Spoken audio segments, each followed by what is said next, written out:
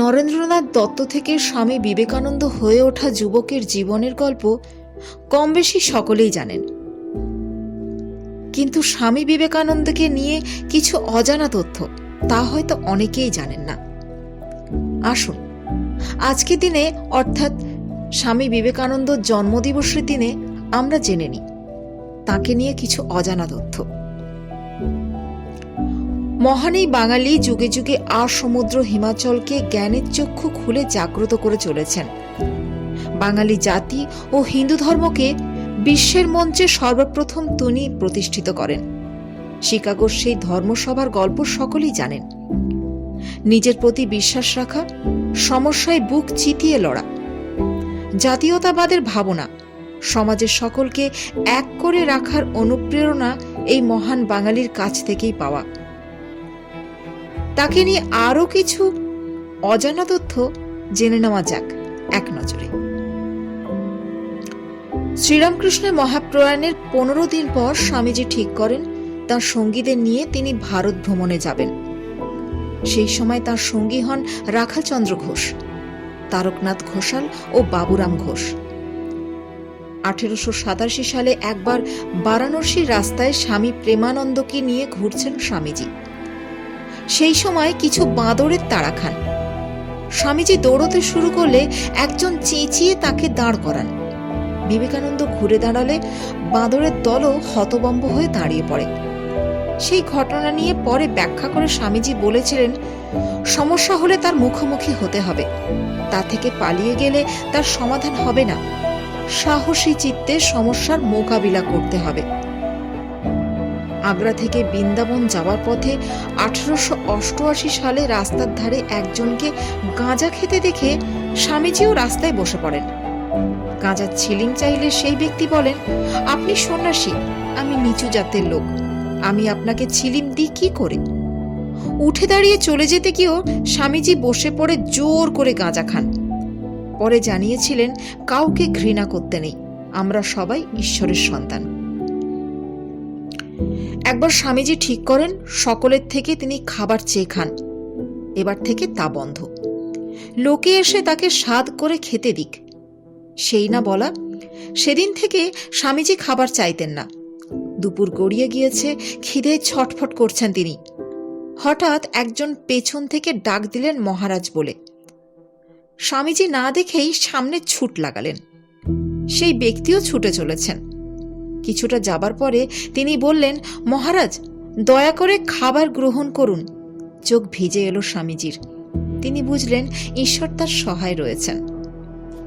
হরিদ্বার যাওয়ার পথে শরৎচন্দ্র গুপ্ত নামে এক অ্যাসিস্ট্যান্ট স্টেশন মাস্টারের সঙ্গে দেখা হয়। স্বামীজির বড় চোখ দেখেই শরৎ বুঝতে পারেন ইনি কোনো সামান্য ব্যক্তি নন। বিবেকানন্দকে সঙ্গ দেবার ইচ্ছা প্রকাশ করেন শরৎ। শেষ পর্যন্ত নাছোড় শরৎকে দীক্ষা দিয়ে স্বামী সদানন্দ নাম দেন স্বামীজি। সদানন্দ বলতেন, বিবেকানন্দের চেয়ে বড় গুরু কেউ হয় না, আমরা তার সারথি। 1890 সালে উত্তরপ্রদেশের গাজীপুরে গিয়ে বিবেকানন্দ জানতে পারেন পোহারি বাবা সম্পর্কে। তিনি সেখানেই থাকতেন, যৎ সামান্য খেতেন। তাকে মহাপুরুষ বলে মনে হয় স্বামীজির। তিনি চিঠি লেখেন প্রেমদাদাস মিত্রকে, জানান তিনি পোহারি বাবার দীক্ষা নেবেন। তবে দীক্ষা নেবার আগের রাতে শ্রীরামকৃষ্ণ দুঃখ ভরা মুখের স্বপ্নে দেখা দেন। এরপর পরপর 21 দিন স্বামীজির স্বপ্নে একই রকম দুঃখ ভরা মুখে দেখা দেন শ্রীরামকৃষ্ণ। ব্যাস, তারপরে দীক্ষা নেবার সিদ্ধান্ত পাল্টে ফেলেন স্বামীজি। স্বামী অভেদানন্দের অসুস্থতার খবর শুনে স্বামীজি গাজীপুর থেকে বারাণসী ছুটে যান। পথে যেতে যেতেই জানতে পারেন শ্রীরামকৃষ্ণের পরম সেবক বলরাম বসু প্রয়াত হয়েছেন। চোখের জল গড়িয়ে পড়ে স্বামীজির গালে। তা দেখে প্রেমদাদাস মিত্র বলেন, সন্ন্যাসীর কাঁদতে নেই। যা শুনে স্বামীজি রেগে গিয়ে বলেন, আমি এমন সন্ন্যাস মানি না যেখানে হৃদয় পাথরের মতো করে ফেলতে হবে। মেরঠে থাকাকালীন স্বামীজি লাইব্রেরি থেকে বই আনাতেন। স্বামী অভেদানন্দ বইগুলো নিয়ে আসতেন, আবার পরের দিনই পড়ে তা ফেরত দিয়ে আসতেন স্বামীজি। একদিন লাইব্রেরিয়ানের সন্দেহ হয়, একদিনে কিভাবে বই পড়া সম্ভব। স্বামীজি লাইব্রেরিতে আসতেই সেই বই থেকে জিজ্ঞাসা করেন লাইব্রেরিয়ান। স্বামীজি শুধু উত্তর দিলেন না, কোন পাতায় কি লেখা রয়েছে প্রায় সবই বলে দিলেন, যা দেখে বাকরুদ্ধ হয়ে যান লাইব্রেরিয়ান। সারা পৃথিবীতে জ্ঞানের বিতরণ করে বেড়ানো স্বামী বিবেকানন্দ পুঁথিগত শিক্ষায় তেমন মেধাবী ছিলেন না। বিশ্ববিদ্যালয়ে এন্ট্রান্স পরীক্ষায় তিনি 47% নম্বর পান, এপে পরীক্ষায় 46% নম্বর ও বিএ পাশ করেন 56% নম্বর পেয়ে। বিবেকানন্দর পিতা বিশ্বনাথ দত্তের প্রয়াণের পর পরিবারের অবস্থা বেশ খারাপ হয়। খাবার জোটানো তখন দায় ছিল। স্বামীজি প্রায় প্রতিদিনই বলতেন, আজ দুপুরে বাইরে নিমন্ত্রণ রয়েছে, এই বলে বেরিয়ে যেতেন যাতে বাড়ির খাবারের ভাগ বাকিরা বেশি পায়। নিজে প্রায় বেশিরভাগ তিনি অভুক্ত থাকতেন, তা নিয়ে গর্ব করতেন তিনি। স্বামী বিবেকানন্দ নিজের মৃত্যুর ভবিষ্যৎবাণী নিজে আগেই করে ফেলেছিলেন। শিষ্যদের মতে বিবেকানন্দ মৃত্যুর আগে মহাসমাধি লাভ করেছিলেন, যদিও মস্তিষ্কের রক্তনালী ফেটে যাওয়াই মৃত্যুর সম্ভাব্য কারণ হিসেবে দাবি করছে ডাক্তারি রিপোর্ট। তাছাড়া বিভিন্ন রোগে আক্রান্ত ছিলেন তিনি। মৃত্যুর আগে 2 বার হার্ট অ্যাটাকে আক্রান্ত হয়েছিলেন তিনি। মৃত্যুর দিনও ম্যাসিভ হার্ট অ্যাটাক হয়েছিল বলে ডাক্তারদের ধারণা। তবে মৃত্যুর প্রকৃত কারণ ডাক্তাররাও নিশ্চিত করে বলতে পারেননি। তার শিষ্যদের দাবি, মহাসমাধির সময় মস্তিষ্কের ব্রহ্মরন্ধ্র ফেটে গিয়ে তার মৃত্যু হয়।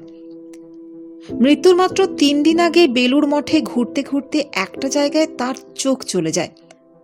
সেখানে নির্দেশ করে স্বামীজি বলেছিলেন, আমার দেহ গেলে ওইখানে সৎকার করবি। বেলুড়ে গঙ্গার ধারে সেই স্থানেই চন্দন কাঠের চিতায় দাহ করা হয় তাঁকে। 16 বছর আগে ঠিক এর উল্টো দিকে দাহ করা হয়েছিল শ্রী রামকৃষ্ণকে।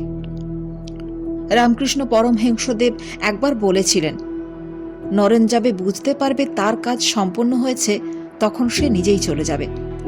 স্বয়ং বিবেকানন্দই বলেছিলেন 40 বছরের আগেই তিনি চলে যাবেন।